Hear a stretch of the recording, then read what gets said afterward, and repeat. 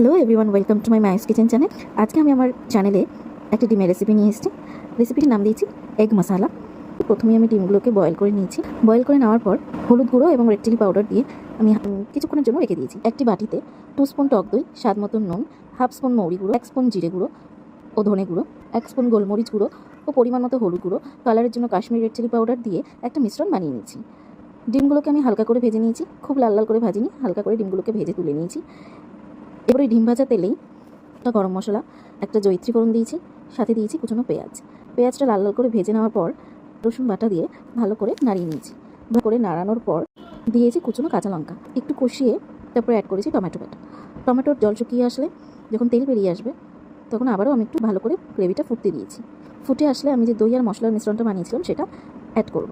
ভালোভাবে নাড়িয়ে চাড়িয়ে 5 মিনিটের মতন আমি ঢাকা দিয়ে রেখেছি। 5 মিনিট পর ঢাকনা সরিয়েছি, দিয়ে দেবো ভাজা ডিমগুলো। ভাজা ডিমগুলো আমি ঝোলের মধ্যে দিয়ে দিলাম। এবার আবার ভালো করে ঝোলের সাথে ডিমগুলোকে মিশিয়ে নেব। তারপর একে একে গুঁড়ো গরম মশলা, কুচনো ধনে পাতা উপর থেকে দিয়ে দেবো। ভালো করে নাড়িয়ে নিলাম, দেখে অবস্থায় আমি নামিয়ে নেব এগ মশালা। আমাদের রেডি। কেমন লেগেছে রেসিপিটা অবশ্যই জানাবেন। ভালো লাগলে লাইক করবেন, কমেন্টের মাধ্যমে জানাবেন, ভালো লাগলে অবশ্যই শেয়ার করবেন। টাটা।